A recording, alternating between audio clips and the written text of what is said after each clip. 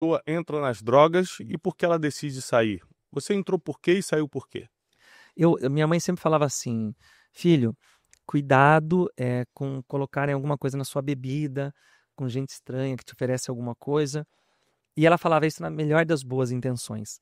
Mas não é o estranho que oferece a droga para você, é o amigo. Uhum. Então eu comecei nas drogas com 14, 15 anos, quando eu experimentei primeiro a bebida, depois o cigarro, depois uma viagem para Porto Seguro, eu fumei maconha, e era tudo lindo, maravilhoso, eu não comprava, eu usava, legal. Com 18 anos de idade, numa roda de amigos, eu utilizava somente a droga dos outros. Uhum. Uma pessoa falou, eles estão cheirando ali. Eu falei, eu vou experimentar.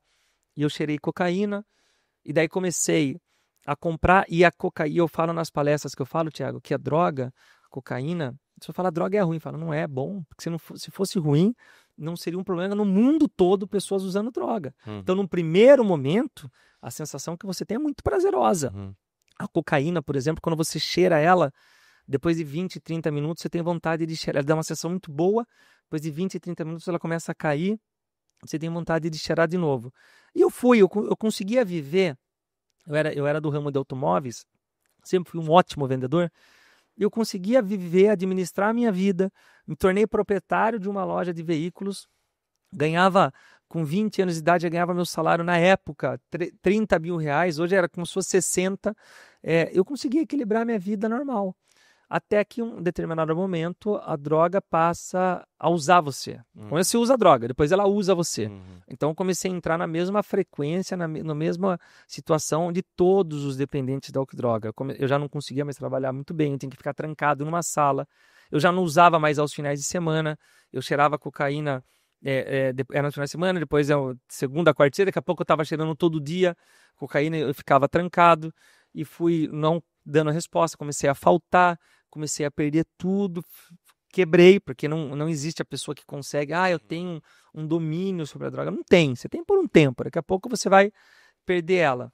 Até que um dia, eu numa balada, eu fui num bairro buscar cocaína, e busquei, voltei, até que no momento que eu fui lá, o traficante já não estava mais lá, eu falei, e aí, tem pó? Falei pro carinha que estava lá. Ele falou, pó não tem, mas tem pedra. E aí eu falei, então aqui, eu já tinha usado cocaína e eu peguei e experimentei o crack. E o crack é assim, devastador. Quando a cocaína, falei pra você que você cheira depois de 20 minutos tem vontade de cheirar de novo, o crack, a hora que você traga a fumaça do crack, ela dá uma sensação única, maravilhosa.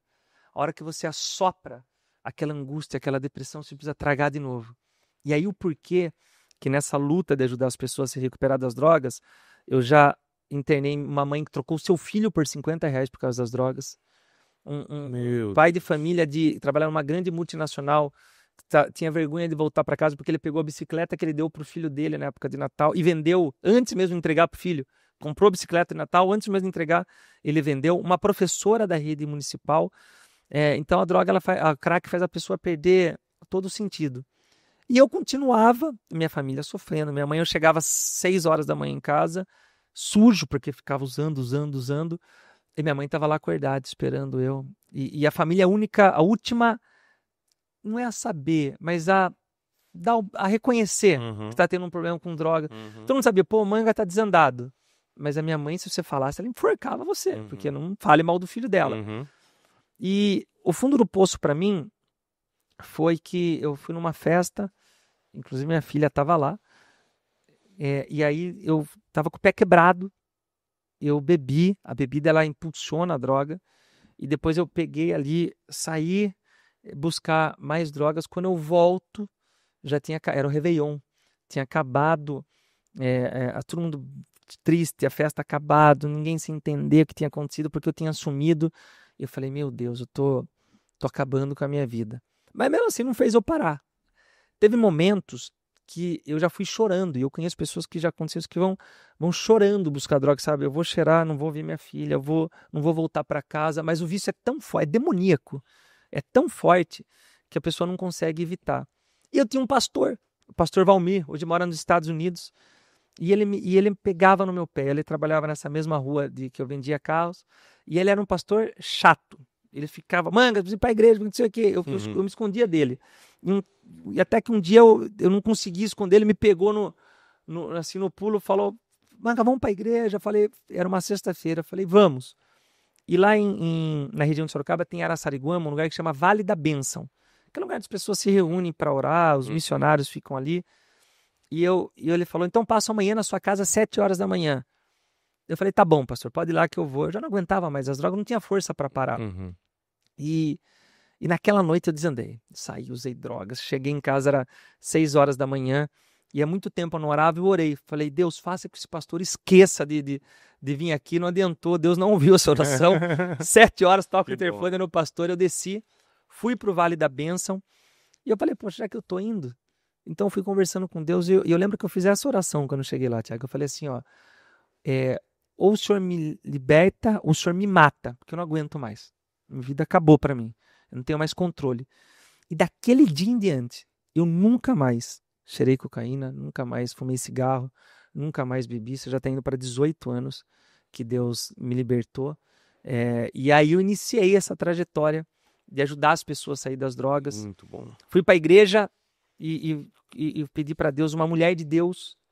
E aí eu falava, nossa, essa moça é bonita. E ela era casada, eu falava, ai meu não, vou esperar Deus preparar a mulher certa num curso de marketing. Eu chego atrasado, e daí chega a minha linda esposa também atrasada. Daí eu falo, é ela. Daí eu fiz o curso. Quando o cara tá no desespero, ele faz essa mesmo. Aí eu fiz Aí teve um momento de almoço, daí eu falei assim, não, Senhor, se for, é ela que vai falar do Senhor comigo. Eu dividi os grupos, ela veio no meu carro, ela pegou um CD, falou, quem que é evangélico aqui? Eu falei, sou eu. Daí eu falei, esse é o sinal. 1 ano depois casamos e aí Deus foi acrescentando a cada dia na nossa vida.